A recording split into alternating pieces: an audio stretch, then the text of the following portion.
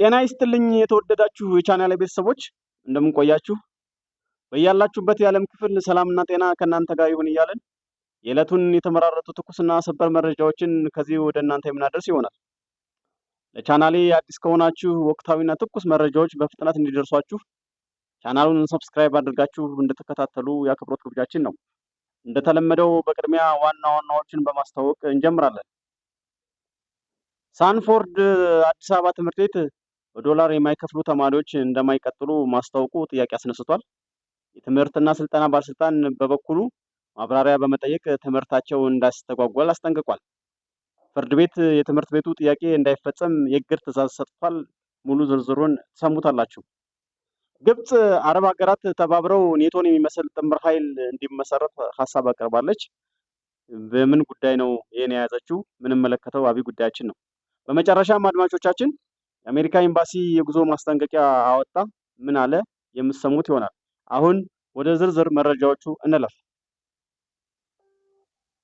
ሳንፎርድ ትምህርት ቤት በዶላር የማይከፍሉ ተማሪዎች እንደማይቀጥሉ ማስታወቁ ጥያቄ ማስነሳቱን ሪፖርተር ጋዜጣ ዘገበ።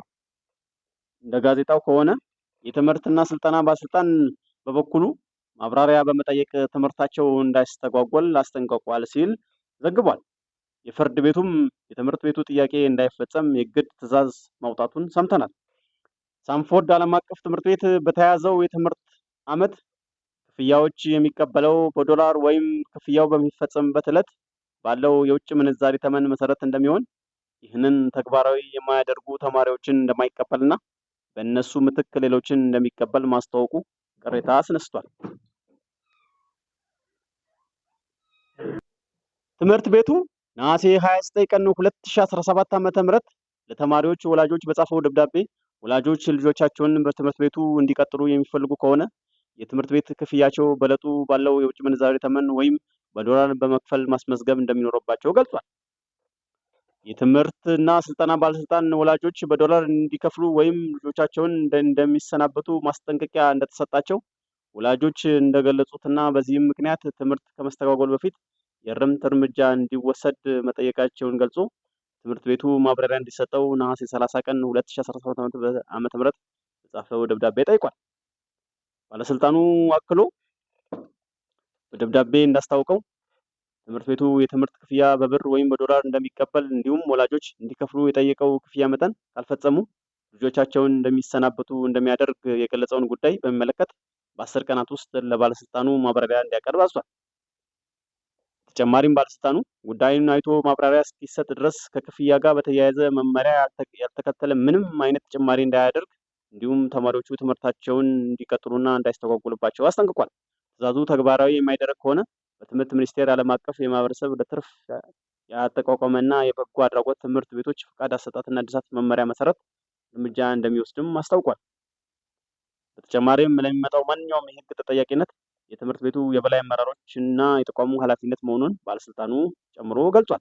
የኢትዮጵያ ብሔራዊ ባንክ በኢትዮጵያ የሚገኙ ዓለም አቀፍና የውጭ ማህበረሰብ ትምህርት ቤቶች ክፍያን በሚመለከት ከትምህርት ሚኒስቴር ማብራሪያ መጠየቁን በመግለጽ ደብዳቤ ጽፏል። በዚህም በብሔራዊ ባንክ ፈቃድ የተደረገ ስምምነት እስካልሆነ ድረስ ኢትዮጵያ ውስጥ የሚደረጉ ማንኛውም የገንዘብ ስምምነቶችና ውሎች በብር እንደሚመዘገቡና እንደሚፈጸሙ በባንኩ አዋጅ መሰረት መደንገጉን አስታውቋል። የውጭ ሀገር ዜጎች፣ የውጭ ድርጅቶች ኢትዮጵያዊ የሆኑና የሚያገኙት ገቢ ከውጭ ሀገር በውጭ ምንዛሬ ሆኖ አግባብነት ባለው ሕግ መሰረት ኢትዮጵያ በሚገኙ ባንኮች የውጭ ምንዛሬ ሂሳብ ያላቸው ወይም በቀጥታ ክፍያውን በውጭ ምንዛሬ ከውጭ ሀገር በማስላክ የትምህርት ቤት አገልግሎት ክፍያ በውጭ ምንዛሬ መክፈል እንደሚቻል አብራርቷል። በተጨማሪም የውጭ ምንዛሬ ገቢ ያላቸው ዓለም አቀፍና የውጭ ማህበረሰብ ትምህርት ቤቶች በውጭ ምንዛሬ ከውጭ የሚተላለፍባቸውን ገንዘብ በባንኩ መመሪያ ሪቴንሽን የውጭ ምንዛሬ ሂሳብ በመክፈት 50 በመቶ በውጭ ምንዛሬ መያዝ እና በመመሪያው ለተጠቀሱ አገልግሎት መጠቀም እንደሚችሉ ገልጿል። ነገር ግን ከእነዚህ አሰራሮች ውጭ የውጭ ምንዛሬ ገቢና ሂሳብ የሌላቸው ኢትዮጵያውያን ዜጎች የትምህርት ቤት አገልግሎት ክፍያዎች መዋዋል፣ መመዝገብና መክፈል የሚችሉት በብር ብቻ መሆኑን ብሔራዊ ባንክ በማብራሪያው አስፍሯል።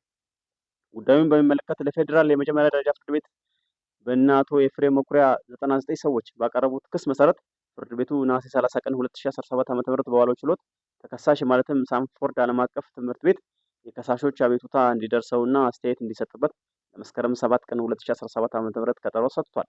ትምህርት ቤቱ አቤቱታው ደርሶት አስተያየት እስኪሰጥበት ድረስ በትምህርት ቤቱ የተሰጡ ትዕዛዞች እንዳይፈጸሙ ፍርድ ቤቱ አዟል። ሪፖርተር የትምህርት ቤቱን ኃላፊዎች ሚስተር ሪቻርድ ኮግሊ ማብራሪያ እንዲሰጡ በዋትስአፕ ቁጥራቸው በአጭር የጽሁፍ መልእክት የጠየቀ ቢሆንም ማብራሪያ ለመስጠት ፈቃደኛ ሳይሆኑ ቀርተዋል ሲል ሪፖርተር ጋዜጣ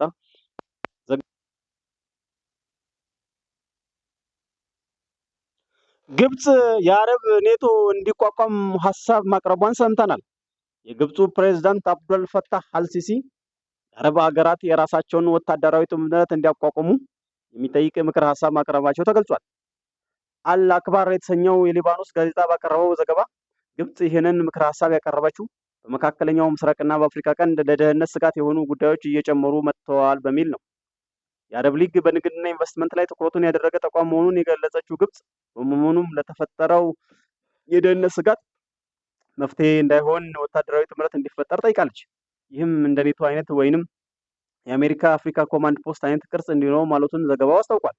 ግብጽ ይህንን ሀሳብ አሁን ታንሳው እንጂ እቅዱ ከዛሬ 10 ዓመት በፊት በአጀንዳነት የቀረበ ነበር። በማርች ወር 2015 ማለትም የየመን እርስ በርስ ጦርነት በተነሳበት ወቅት የአረብ ሀገራት የራሳቸውን ወታደራዊ ጥምረት ለመመስረት የሚያስችል ሀሳብ አቅርቦ የተወያዩበት ቢሆንም በጥምር ኃይሉ ስልጣን ላይ መስማማት ሳይችሉ መቅረታቸው ይታወሳል። አሁን የግብፁ ፕሬዝዳንት አጀንዳውን በድጋሚ ያቀረቡ ሲሆን በጉዳዩ ላይ በዶሃ እየተካሄደ ባለው የአረብ ሙስሊም ሀገራት ጉባኤ ከተገኙ መሪዎች ጋር እየተወያዩበት እንደሚገኙ ዘገባው አስታውቋል። ፕሬዝዳንት አልሲሲ በዚህ እቅዳቸው 22 የአረብ ሀገራት የጥምረቱ አባል እንደሚሆኑ ግምታቸውን ያስቀምጡ ሲሆን እያንዳንዱ ሀገር ካለው ሀብት፣ ህዝብ ብዛትና ወታደራዊ አቅም በመነሳት ወታደሮችን ገንዘብ እንዲያዋጣ የሚል ሀሳብ አስፍረዋል። ለመነሻነትም በአዲሱ የአረብ ጥምር ኃይል ውስጥ ግብጽ 20 ሺህ ወታደሮችን ለማዋጣት ፈቃደኛ መሆኗን መናገሩን ላይ ዘገባዎች አስታውሷል። ወደ ቀጣይ መረጃችን ስናልፍ በአዲስ አበባ የሚገኘው የአሜሪካን ኤምባሲ የጉዞ ማስጠንቀቂያ አውጥቷል።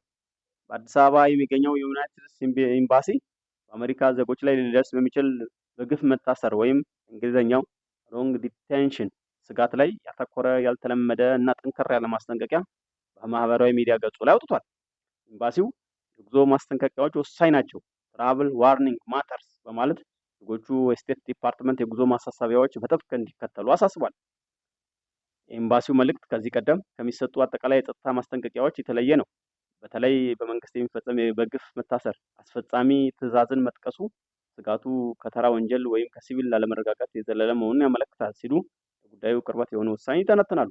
ይህ የስቴት ዲፓርትመንት አስፈጻሚ ትዕዛዝ የአሜሪካ መንግስት ዜጎቹ ያለ በቂ ህጋዊ ምክንያት በፖለቲካዊ ዓላማ ለሚያስሩ ሀገራት ምላሽ እንዲሰጥ የሚያስችል ሲሆን ይህም በማሰሩ ሂደት ውስጥ የተሳተፉ ባለስልጣናት ማዕቀብ መጣልን ሊያካትት ይችላል። ወቅታዊ የጸጥታ ሁኔታ በአማራና በኦሮሚያ ክልሎች ያለው የጸጥታ ሁኔታ ባልተረጋገጠበት መንግስት በአካባቢዎች ህግ ማስከበር ዘመቻ እያካሄደ ባለበት ወቅት ይህ ማስጠንቀቂያ ማውጣቱ ፖለቲካዊ ሊሆን ይችላል የሚል ስጋቶች ጨምሯል። በእነዚህ ሁኔታዎች ውስጥ ላይ በተለይ የኢትዮጵያ ትውልድ ያላቸው አሜሪካውያን ዜጎች ዲያስፖራው ወደ ክልሎች ሲጓዙ በቀላሉ በተጠርጣሪነት ሊያዙ እንደሚችሉ ስጋት መኖሩን ገልጿል። ኤምባሲው መልእክትም እንዲህ አይነቱ እስር በአሜሪካ መንግስት እንደ ግፍ በመታሰር ሊቆጠር እንደሚችል የሚያስጠነቅቅ ነው ሲሉ ለጉዳዩ ቅርበት ያላቸው ዲፕሎማቲክ ምንጮች ይናገራሉ። የኤምባሲው መልእክት በአሜሪካና በመንግስታት መካከል ሊኖር ስለሚችል የዲፕሎማሲ ውጥረት ፍንጭ የሚሰጥ ሲሆን ወደ የትኛውም ሀገር የሚጓዙ አሜሪካውያን ከፍተኛ ጥንቃቄ እንዲያደርጉ ግልጽ ጥሪ ነው። ማንኛውም ጉዞ ከማድረጋቸው በፊት በስቴት ዲፓርትመንት ድረገጽ ላይ የሚወጣውን የቅርብ ጊዜ የጉዞ ማሳሰቢያ እንዲመለከቱ መክሯል። አሜሪካ ኤምባሲ በኢትዮጵያ ያጋራውን የስቴት ዲፓርትመንት ድረገጽ የጉዞ ማስጠንቀቂያ እንድትመለከቱት በኮሜንት ላይ እንጋብዛለን። አድማጭ ተመልካቾቻችን ለሰዓቱ የነበሩ ትኩስና ሰንበር መረጃዎች እነዚህ ነበሩ። በቀጣይ መረጃ እስከምንገናኝ ድረስ ሰናይ ጊዜ ይሁን እየተመኘን ቻናላችንን ላይክ፣ ሼር፣ ኮሜንት እና ሰብስክራይብ በማድረግ ድጋፋችሁን እንድታረጋግጡን በአክብሮት እንጠይቃለን። ሰናይ ጊዜ እንመኛለን።